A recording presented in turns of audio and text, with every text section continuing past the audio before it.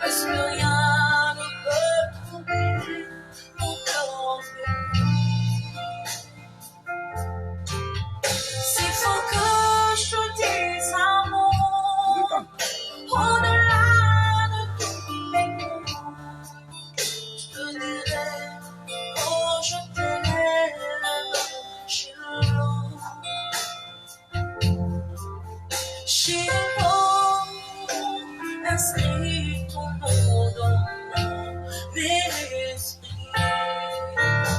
Sinon, je ne saurais pas vivre moi ta vie. Shiloh, ta gloire éclaire tout mon être. Au nom de ton amour, je vis. Tiens ma main sur le chemin, viens poser sur moi ta main. Fais briller par ton amour mes lendemains. Au palier des bien-aimés, où ta grâce me fait régner, je me réjouis de partager tes promesses.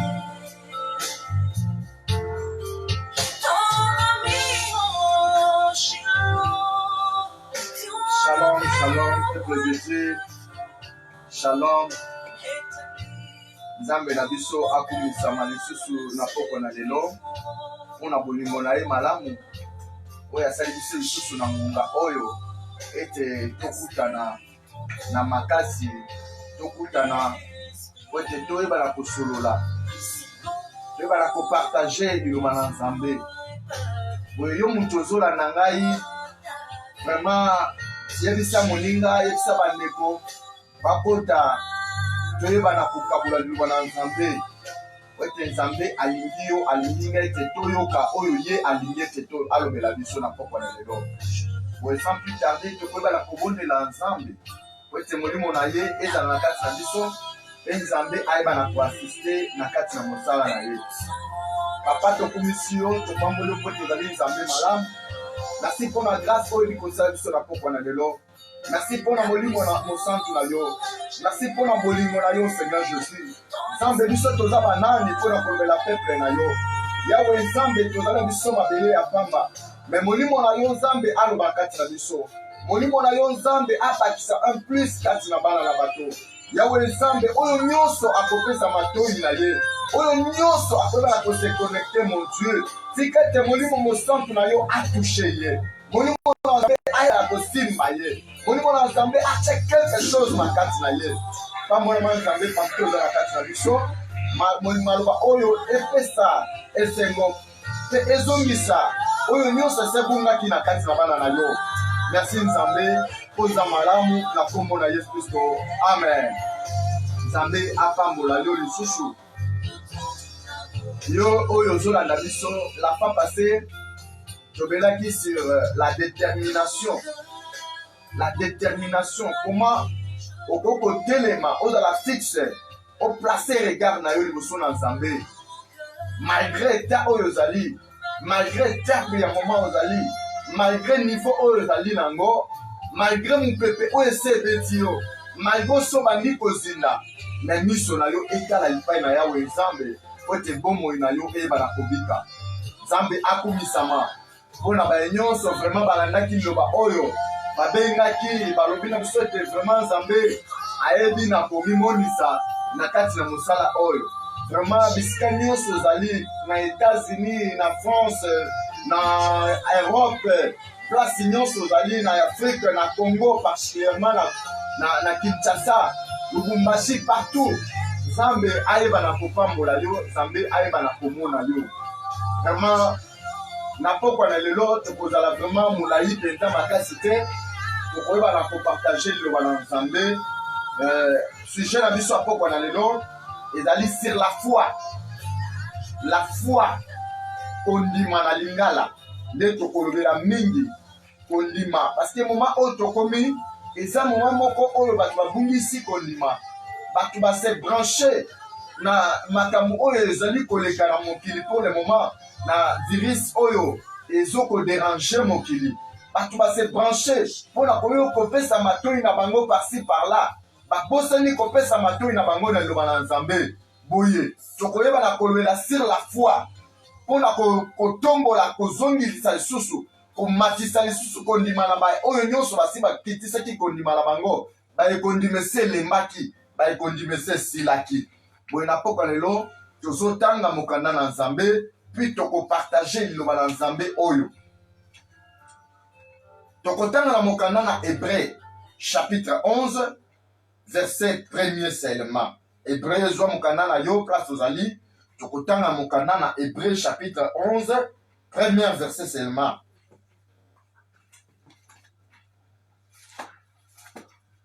Hébreu 11 1 ezoloba boye or la foi est une ferme assurance de choses qu'on espère, une démonstration de celles qu'on ne voit pas.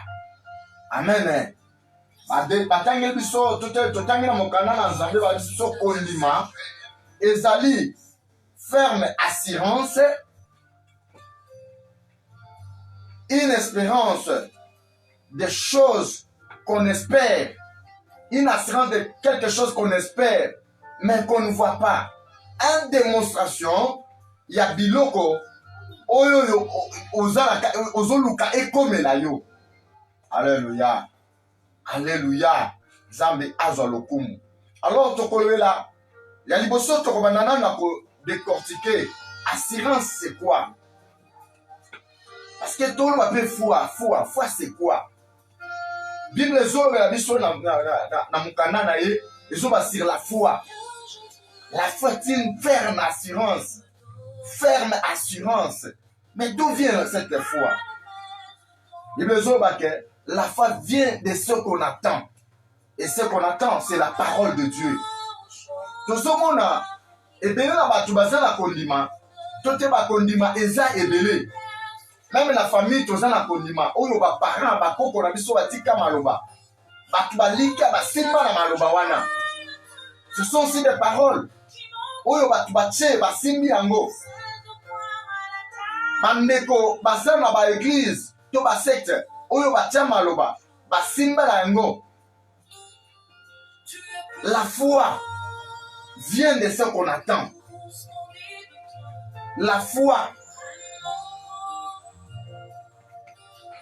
Mais c'est une ferme assurance. Ferme assurance. Oui, les gens bazo simba na makambuto na maloba basimbi batelemeli wana bakangi maloba wana babike no biso na famille na biso tokoko bala na ekolo boyete biso na famille na biso tokoko lia eloko boyete biso na famille na biso tokoko tambola kotala na napa oya boyete basuki sami basimbi place wana ata bakoko ya bakoko baye kobotama liloba wana ezalaki te me bango basimbi yango bakoko wana baye batelemeli kaka na linie moko wana basolandela kaka maloba oyo bakoko ya bakoko batika. Par exemple na Kasai eza na maloba oyo baloba babi mwasi ya libala akoko tambola na libanda ya libala na ye te. Peuple Kasai nyonso asimbe loko wana babengi yango chibindi to chibau. Parce que babi non mwasi libala soki bakute na mwasi mobali mosusu directement libala wana efe kufa batelemeli basimbi maloba wana. Voyez, ferme assurance, donc bazoko assuré bazui assurance na bango batie na maloba wana et puis les choses c'est fait bazo balobi bongo soki mutu abimi libanda likambo esalameli. C'est ça la foi. Ferme assurance. Mais Bible ezolo wana biso ezo kopesa biso likamusu na se wana abi des choses qu'on espère mais qu'on ne voit pas. Makambo oyo ozolima ozolikia mais ozomona yango te. Na mokina lelo bandeko. Tokutani na ba église ebele. Tokutani ba sel ensemble ebele. Tokutani na batu ebele. Oyo bazolo ba maloba. Batu basimbi maloba wana. Batu basimbi maloba wana pe bazotambola keka na maloba wana. Na sike te batambola na loba la Nzambe. La Bible dit la foi vient de la parole de Dieu. La foi vient de la parole de Dieu. Moi, et Seigneur azana moboko. Et Seigneur azana fondement. Fondement na ye eza loba la Nzambe. Fondement ya mwana Nzambe eza famille te. Fondement ya mwana Nzambe eza pasteur te. Fondement ya mwana Nzambe eza mutu te. Mais c'est la parole de Dieu. Liloba na Nzambe nde oyo ezali kosala makasi ya mutu. Mais bazolo babete esengeli ozala assurance ya liloba wana. Soko otimbi otelemeli na liloba wana okomona makambo oyo liloba ekosala na kati na bomoi na yo. Parce que la parole eza mutu. Bible ezali koba na Jean 1. Et la parole, avant toute chose, c'était la parole. Et la parole était Dieu. Donc, tout ce monde est liloba, et c'est toute une personne.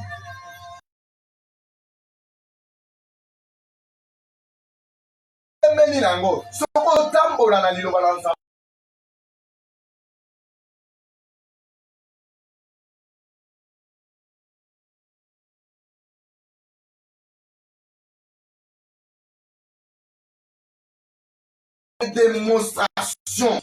Les autres la mingi na démonstration. La démonstration. Une démonstration. On dit montre-moi ta foi. Et moi je te montrerai les œuvres. C'est-à-dire la foi. Sans les œuvres, eza kondime kufa. Kondima esengeli ozala fondé na liloba na Nzambe pe ozala na misala kati na yango ozala démonstration ya liloba oyo ozoyoka wana. Lelo toza basé mingi tokolobela mingi la foi par rapport ya événement oyo tozali, par rapport ya moment oyo tozali. Tozala moment moko oyo bato babungisi kolo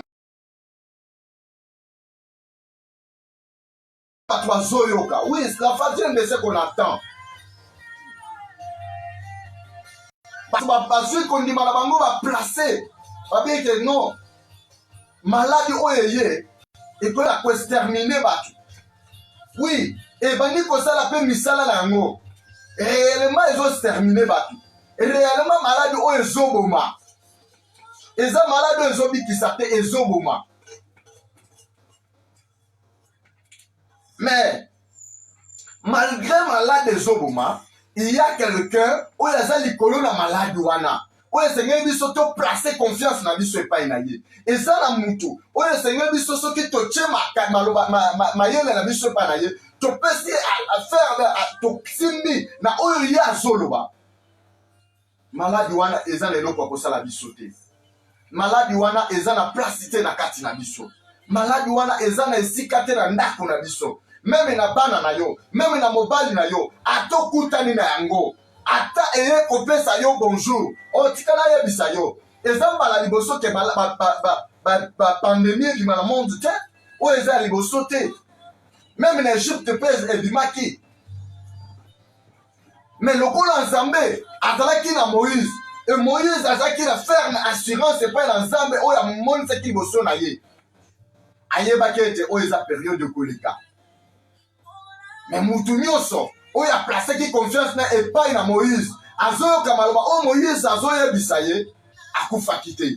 Ote Moïse abise balobi nini abi bokende na bandako boboma mwana na pate bozwa makila botia yango na balenton ntango mwanzelo wana akoya akokuta makila na ndako na yo e maladi wana ekokota te liwa ekokota na ndako na yo te. C'est le même. La foi vient de ce qu'on attend. Ce qu'on attend, c'est la parole de Dieu. Ce n'est pas la parole des hommes. Les autres comme la trouble parce que les hommes parlent. Batu tromi kolika batu, ainsi qu'à kolika pas na loba na Nzambe. tokomi kodeforme même liloba na nzambe esika na biso tokroire na liloba na nzambe nini ezoloba bakulutu na biso oyo bayaki liboso na biso baprecédaki biso ntango makambo ya boye ekangaki bango basalaki nini eske balikaki bacommunauté internationale eske balikaki na bakisi ya bakoko na bango lelo nazoyoka mutu nyonso azopesa version na ye oyo ozwa ai lia oyo ozwa tangawisi lia oyo lia boye baformule ebele chose grave nayoki mpe mosusu ake kotongola bana na ye kongo bololo ebomi bana pourquoi il a attendu la parole mutu moko bo alobeli ye ayoki ake asaleli yango liwe ekoti na ndako na ye me lelo nga na koyebisa yo ete eza na mutu oyo alobaka maloba na ye epesaka bomoi maloba ya mutu wana soki alobi na kati ya ndako na yo soki alobi na libota na yo si tu crois tu vas voir la grandeur de Dieu ata malade esekoti nzoto ata makambo esekweyisi yo ekomisio na se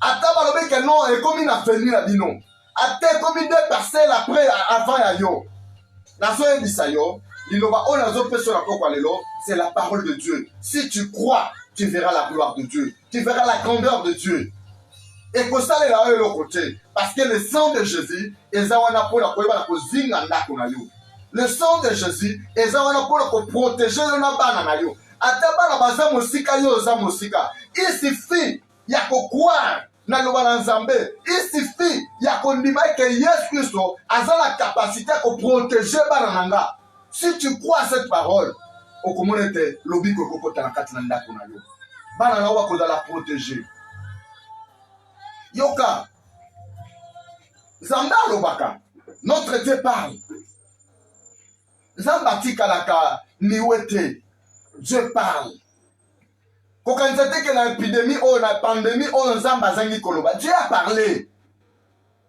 mais qu'est-ce que Dieu a parlé nzambe alobi na yo que ta foi soit ferme kozala la kondima oyo ezobukana te ezolenga te ezokweya te zala la kondima epai na nzambe oyo abenga yo zala la kondima epai na nzambe oyo osambelaka tikala bisa oke bapriere ozosala ezokende pamba te priere na yo nzambe azoyoka yango parce que bible ezobete matoi na ye eza bozito te miso na ye ezozanga komona te Dieu voit il suffit kaka na yo ozwa miso na yo obranche yango epai na ye nazosenga yo miso ya bomoto te me nga nazosenga miso na kondima le yeux de la foi na pokwa lelo si tu as les yeux de la foi okomona grandeur na nzambe kati na bomoi na yo okomona grandeur na nzambe kati na vie na yo yoka eza na mutu moko afumbeli mikolo ebele azozanga kobota mais un jour nzambe aye kovisite ye cet homme là il avait la foi na nyonso oyo nzambe abanda kolobela ye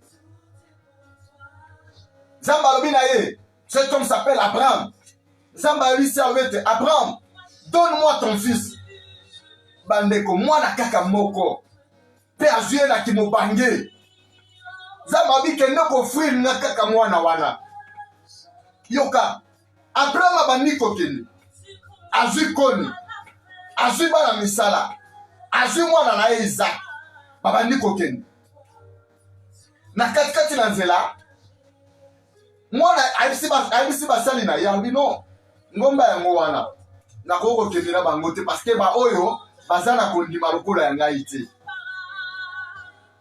esengeli natika bango esengeli batikala awa parce que soki bake kuna bake komona makambo oyo nazosala kuna bakozangisa ngai mpo ete nasala yango yoka nafungola parenthèse mo place wana papa mama ndeko na makambo na nzambe koasosiaka mutu te na makambo na nzambe nzambe azalaka nzambe ya mutu ye moko olingi kosala likambo liboso na nzambe koluka te ke oyebala kobenga mutu ya mibale ya misato akodekuraje yo Même la maladie oyo, ce que ozu kondima na yo, obandi kolisa batu kutu babisinga boyo, kutu fona bondela, kutu sena sala boyo, tikala koyeba ke bako décourager yo. Yebaka elobeli na Nzambe na bomoi na yo. Quand Dieu te parle quelque chose, c'est pour toi, c'est pas pour te belé, ce n'est pas pour ton ami, ce n'est pas pour ta mère, ni ta femme, ni ton frère, c'est pour toi. Zamba dit ça, Abraham a dit ça, il y a un kalao. Azui mwana. Na koni na moto. Babandi ko matangomba. Et donc, on se fait sangai. Place parce que la face c'est une démonstration. Une démonstration. Il faut, nakati na kondima, la face sans la démonstration c'est zéro. La face sans la démonstration c'est zéro. Moi na tuni Isaka tuni papa na moni koni na moni moto. Mais quand tu as ne kobuma aza wapi? Et aucune réponse c'est Abraham, quelqu'un de la foi. Azom c'était sur la montagne Dieu prouvera. Maman, papa yaya ozola nanga yo vous connaissez continent zoto. Yo makamwe sele kelio. Dieu a permis des choses, monsieur Salama Ponayo, pour oyeba na kotombo la kondimana yo. Malade on est cause de visiter yo, pour tango kotombo la kombo na Yesu Kristo, tango ko pese confiance, batuba. Cet homme a Dieu. Dieu lui a visité. Non, Nzambe na biso Nzamba yaka, tango oyo makambo linge komela yo te. Tangu makambo ekangi yo etio yo na se. Nzamba zoya ko visiter Abraham. Na mwana na mpate, ce n'est pas tangu azalaki na ngomba bazomata. Ce n'est pas tangu azalaki na bayekoli na ye. Mais Nzamba aye ko visiter Abraham. Tangu Abraham atomboli mbeli likolo, po ete achuba mwana. Nzamba bi non, je vois maintenant que ozana kondime pa ina ngai. Adimisi mwana mpate apesiye. D'accord. Nzambe akoya ko visiter yo na kati ya libulu. Na ba difficulté na yo alors Dieu est là. Ne crois pas au candidat que Nzamba azate azali. Nzamba zomo na souffrance na yo. Nzamba zomo na difficulté na yo. Et si ko zali mboka mopaya, mosika yo moko na bana. Mona liboso asazwi yango. Bakena bakebwa kai na hôpital. Ya mibale asazwi. Bazwi bino nyonso bakbombi bino. Parce que la quarantaine. Tikala yebisa yo malgré place aux arts, malgré niveau za, malgré situation au passé, l'éternel Dieu est là. A quoi la ko pouvoir n'a pas besoin na yo nyonso na situation na yo nyonso. N'aie pas peur. Croyez en Dieu. Il est là. Dieu est là. La Bible dit, il est omnipotent, omniprésent. Il est là. Il te voit. Aïe, combien tu souffres? Moi, j'ai besoin des gens de la foi. J'ai besoin des gens capables. Oyo ba côté les mains, ba relever des défis. Ba malgré mon qui le lobby. Bisope tozoloba. J'ai besoin des hommes de Dieu. Oyo ba côté les mains. Ba lobby malgré ba docteur ba lobby. Bisope to côté les mains. Où sont les pasteurs de la foi? Où sont les hommes de Dieu de la foi? Où est ma côté, ma babi? Non. Est-ce que les États-Unis, il n'y a pas des hommes de Dieu? La Chine, il n'y a pas des hommes de Dieu. Où est ma côté, les mains? Babi, t'es mis toujours relever des filles. Tozo lumbo la maladie, on a mokili. Tozo barako lumbo la souffrance, on a katina batu. Pourquoi les gens meurent comme ça? Le chant de la foi. Bah côté le bababi, non. Et c'est notre changer, toi renverser. Mon décollage la foi renverse même les montagnes. Parce que Bible dit, si tu as la foi, au gros la montagne lungwa kuna, yakar baiboy, montagne déplacée. Si tu as la foi, au gros créer, on dit bandalelo, maladie ou sila, et sila. Et quand il a lobby lelo malade ezosila ekosila ezala mongongo la fois passée le sebino abete malade o eza na kombo parce que ngango coronavirus eza kombo eza pe na matoi eza la miso eza la monoko eza la makolo tambolaka. Oui, je le crois, eza la makolo. Comment vous ta Chine et côté États-Unis et côté eza la makolo. Malade ezoloba. Koloba nango ezoloba que dans les États-Unis maintenant s'il y a 33 c'est 34 000 morts. Ezoloba, ezoganga, ezorushir. Mais il y a quelqu'un où il y a ça la maloba koleka maloba ya batu. Azala maloba koleka maloba ya malade. Malade yo ekokani na liwa liboso na Lazare te. Malade oyo ezala makasi koleka Yesu te parce que un jour esimbaki mpe Lazare eke na ye ende ti na lilita. Ekomi na lilita ekotisi Lazare ebombi Lazare pendant 4 jours. Oui, bazoba nini babi ezoba nana na gorge pendant 4 jours. 5e jour ebandi kokita na bapumo. Nalobi na yo, celui qui a créé même le gorge, celui qui a créé le poumon, il a la capacité, il a même le pièce de rechange. Oya zongi saka. Akotake pa Lazare, akuti biloko nyonso se poli. Abi Lazare, ne t'en fais pas. Yo, le problème yo kakaka yo ba mongongo na ngai. Lazare ayokaki mongongo abimaki. C'est ça, je veux te dire une chose. Que sans la foi, au comment être ekokeminayo malembe cotisson à libulu. Mais avec la foi est côté le misango. Nous avons besoin des hommes de la foi. Nous avons besoin des hommes de la foi. Où va côté les mains. Le lot tous la poste ya ba super pasteur te. Tous la poste quoi ba super fidélité. Mais nous avons besoin de chrétiens. Oyo bazondi bala Yesu Christo. Lokola mokonzi pe mobikisi na bango. On va so croire. Jusqu'à la fin. Oh bien, je suis chrétien. Je serai chrétien. Je demeurerai chrétien jusqu'à la mort. Kolemate, ne t'en fais pas. Et seulement la foi. Moi, je te demande une chose. La foi. Bible zola ate zamuke. Ata kondimano zamuke oza la capacité à faire quelque chose. Zonga la katina yo. Na maman confinement all. Zonga la katina yo.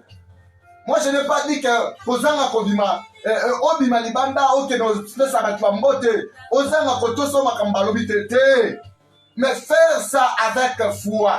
Ya komete kondima nangai ezake maladi oyo kozwa ngate.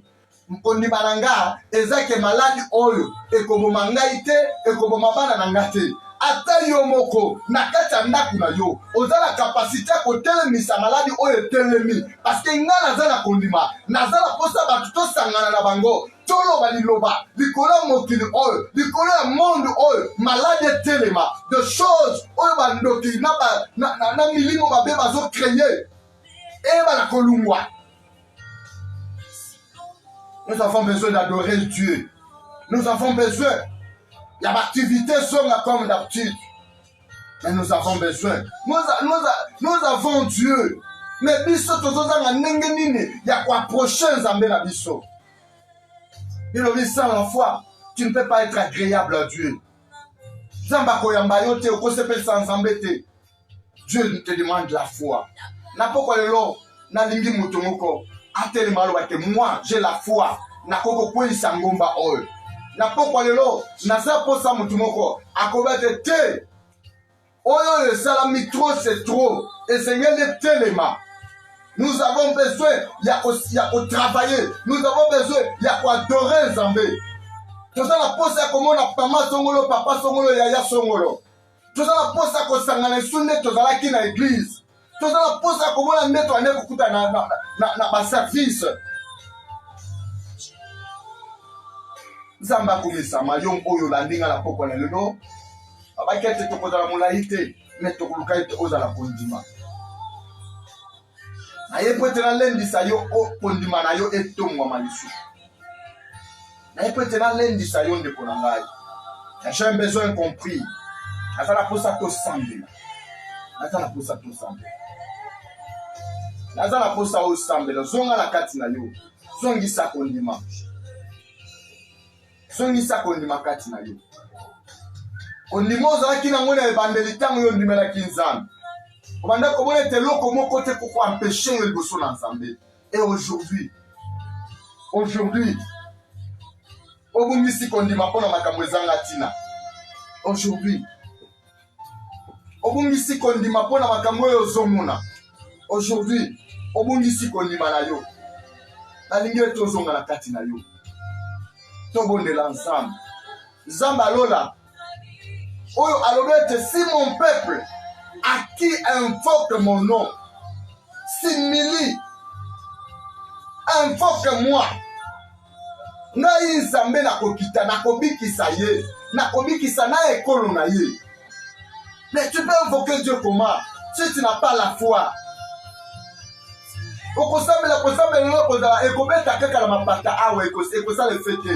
Mais si tu as la foi, tu sais que mon Dieu est là, mon Rédempteur est vivant. Il s'élèvera le dernier. Notre Dieu est là. Il va s'élever. Et il y aura des grandes choses que cela m'a bon. Nalingi to sambe la place nyo sozali. Nalingi lo baliloba. Yebisa papa na yo, il est là. Il a besoin seulement aux kondima. Ta foi. À chaque fois, il y a ta foi t'a sauvé. Il y a il y a canapé sur kondima te. Il y a kondima la kata mutu pour miracle salama. Pour les camons ici là, il y a sozolu kabatu moko oyo bazela kondima. Amata likolo na bango, atambola likolo na bango pour délivrance côté dans le monde. Mutwane zana niza yo ezangai. Tout ça n'a pas ça va toi téléma. Des hommes de Dieu va téléma. Tout ça n'a pas ça va non ensemble va téléma. Partout oyo zali. Na tout ça n'a pas ça téléma. Na minuit na 12h. Au télémé au tatoli nzambe. Au télémé au tomo li kombo na nzambe. Place nyonso zali. On dit à qui invoque mon nom. Si c'est mili. Na nzambe na kolimbisa ye. Na kolongola masumu na bango. Nzambe kumisama. Tikato sambela. Papa na kumisio po tozali nzambe malamu. Merci pour la loba na yo o lobeli sur la poka oil. On a bien sur la foi. Tu peux sa confiance et pas inayo. On a la capacité à kozongisa et sengo oyese sili na kati na bato. On a la capacité à kobikisa maladie oyese koti na kati na bato. On a la capacité, oui Père, je crois à ta présence, à ta capacité Seigneur. Seigneur Jésus, on a la makasi wana parce que c'est toi le créateur de toutes choses. Yamona zolo wala kombo na Yesu Kristo. Maman oyo papa oyo azana hôpital. Maman oyo papa oyo wala de se kangi azana ndaku. Azozanga ndenge nini akoyeba kobima. Seigneur, na kombo na Yesu Kristo malade tika esika. Malade ozoyo kangai. Na zolo wala kombo na Yesu Kristo. Koya bima na zoto na ye. Au nom puissant de Jésus-Christ. Merci Père. Parce que ngomba nyoso etelemaki na bomo ya bana na yo. Ezana tina kokoya. Oh Shilo. Topambole mo sang tu peux tous aller nzambe malamu. Tobele dio Yesu Kristo parce que yonde mo konzi na biso. C'est toi le maître de l'univers. C'est toi le Dieu capable. Qui est comme toi Jésus-Christ. Tu es plus grand que cette maladie. Tellement grand Père. Oh Yesu. Topambole parce que zamakas. Topambole parce que zamonene. Tonetoli au Seigneur Jésus-Christ. Parce que aux zamonene Yahweh. Pour maman Seigneur Jésus. Pour le moment, oh nyonso Seigneur Jésus. Oh qui le na yo oh ya kotelema pour la kobela yo nzambe. Oh yo kaye osala quelque chose. Topambolo nzambe monene. Tokumisio musungira wala bato. Topambolo El Shaddai le Dieu capable. Topambolo nzambe la biso nzambe la nguya. Topambolo nzambe ya papa la biso muto mulumba kane. Topambolo nzambe ya Ebenezer nzambe le témoin. Oh l'éternel Dieu, namona makamu yo sala. namona ndenge osekwisa bibembe, namona ndenge oyeba kozongisa bato bapela mitu ese koma déclasse bato batie espoir lisu te Seigneur, ozongisa espoir. Merci Seigneur Jésus. Oza nzambe moko wana topamboli yo Seigneur mpona moma oyo mutu nyonso ayoki loba na yo naza na kondima akobika na kombo na Yesu. Amen. Boye nzambe na biso akumisama. Merci mingi na oyo nyonso ayoki loba oyo. Vraiment ndeko kotika yango mpona yo moko te. Panza yango toza na YouTube. Soko beti kaka pasteur Alain Baïga ministre okokuta biso. Pesa yango ndeko, pesa yango mosusu. Zambe azala tina akosala panza yango. Abonne na page de biso ya YouTube. Kotika bongo te abonne parce que epandra batu nyonso bayalanda yango. Tango batu bakolanda mutu soka bobikisami na ta moko, nzambe akozanga kofambola yo te. Nzambe akotala pe likambo na yo parce que opanzi évangile. Oui, merci beaucoup. Tous en fait ça merci mingi. La réunion sur la compagnie sur le sala oyo. Basal na Nzambe nyonso na pesa bango merci na pesa bango de mingi place bazali. Mingi nazo pesa Nzambe merci que ko pesa mwasi na ngai mama bana nanga. Mama Albertine ko Nzambe afambole parce que yenda vani na intercession. Quand nous oza ya zo ke ko tombo la mot epai na Nzambe. Vraiment Nzambe atambola ye. Samba pambola oya ngai ya na benga kai mama na ngai soki naza o nazali amona pasi pona koyeba koyebisanga mzela na Nzambe mama Chantal Bilonda mwasi ya pasteur Georges Badinga ya Ebenezer. Vraiment Nzambe apambola oyo bisiko zali Nzambe apambola batu nyonso. Vraiment Nzambe amona bino tokosala te batu oyo basuli so na technique Obed Putu na Beni Badinga. Nzambe apambola bino, Nzambe amona bino. Vraiment, ciao, au nom de Jésus.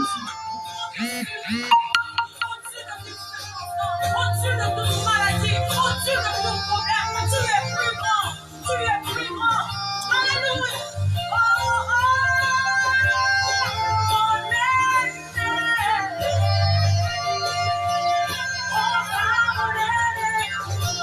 Non, on va regarder ça.